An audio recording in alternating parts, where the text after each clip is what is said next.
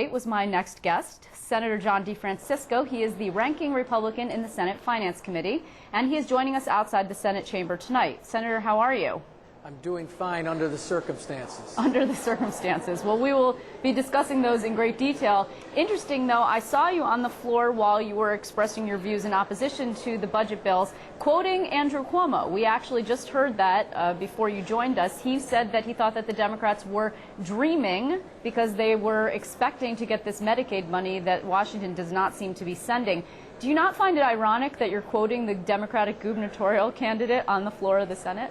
No, I don't think so, because I think any reasonable people would suggest that, number one, you have to know how much money you have before you start spending it, and number two, that if there's $1 billion that you're counting on that isn't likely to happen, how could you possibly rely on it without ending up in an automatic deficit? So I think Andrew Cuomo and any reasonable human being would make that same argument. The FMAP money originally was supposed to be $1 billion from the federal government. That never was debated. In fact, the current proposal is half that amount. So it's just foolhardy, and I agreed with Andrew Cuomo on that one. Apparently, he agreed with me, too.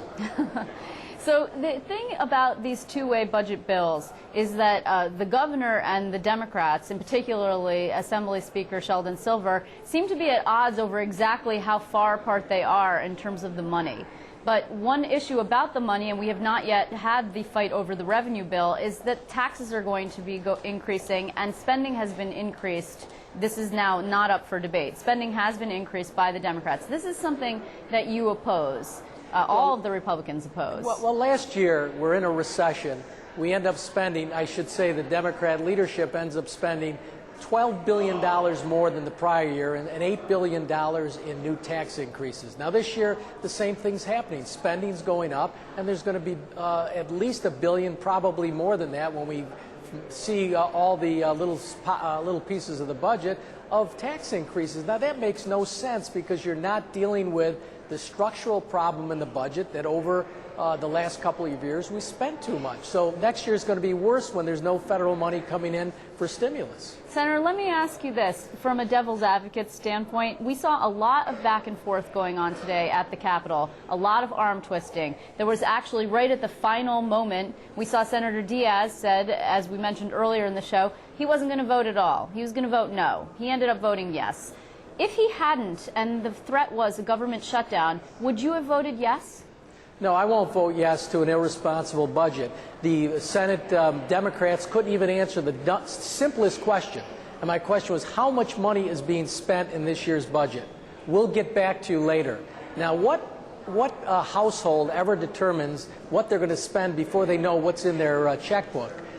Government should not operate that way. So obviously, if they're not going to act responsible, then they're going to have to pay the consequences. And obviously, somebody decided they'll vote along with them for whatever political reason. So I think the broader issue is what happens next year and the year after when the tough decisions are not made this year. Well, the Senate Democrats actually are trying to cast your conference as the party of no. This is actually something that Democrats have sought to do at the federal level as well. It's a sort of an overarching message, if you will. What's the response to that? Because it's true that the Senate Republicans have voted no almost uniformly, almost every single time, en masse, against most of these budget bills. Well, we voted yes against taxes. We voted yes against more spending. We voted yes on a responsible budget. Now, you can spin that any way you want. To act in a nonpartisan way by putting the state in worse financial shape is not the proper way to go. You can categorize it any way politically you want to categorize it. And this is an irresponsible budget, as was last year. Think about it for a minute.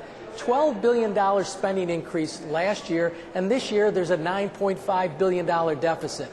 If the Democrats followed what we were saying last year, we wouldn't be in the situation we're in now. So we're not going to compound the problem by acting on an irresponsible budget. So that's the most important thing. And you want to characterize it, or the politicians in their press releases want to characterize it as a party of no. We're the party that's saying yes to a better economic situation and yes to spending cuts, and that's really what we're doing. Senator, do you believe that the governor should veto the additional spending and the member items that the Senate Democrats put back into this budget?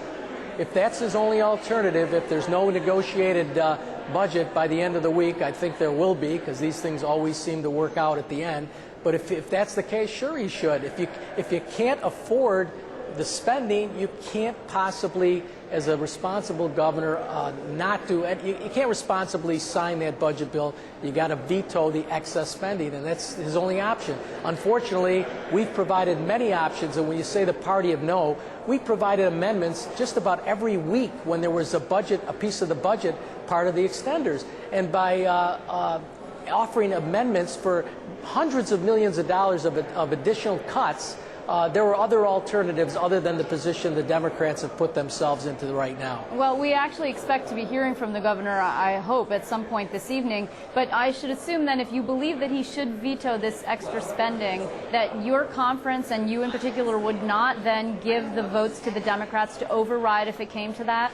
I can't speak for everyone in my conference. All I can say is I'm strongly against an override, and I think if not all, probably just about all of the Senate Republicans are against an override, but we haven't conferenced that yet, and that's something we'll have to see if it happens. But as I said, if the process, by the way, the one thing that hasn't been mentioned at all is there was a budget reform process that would have avoided all of this by open negotiations and maybe some changes in the budget rather than the process that went forward. We could have made some cuts and not put everybody in the untenable situation the leaders are in right now.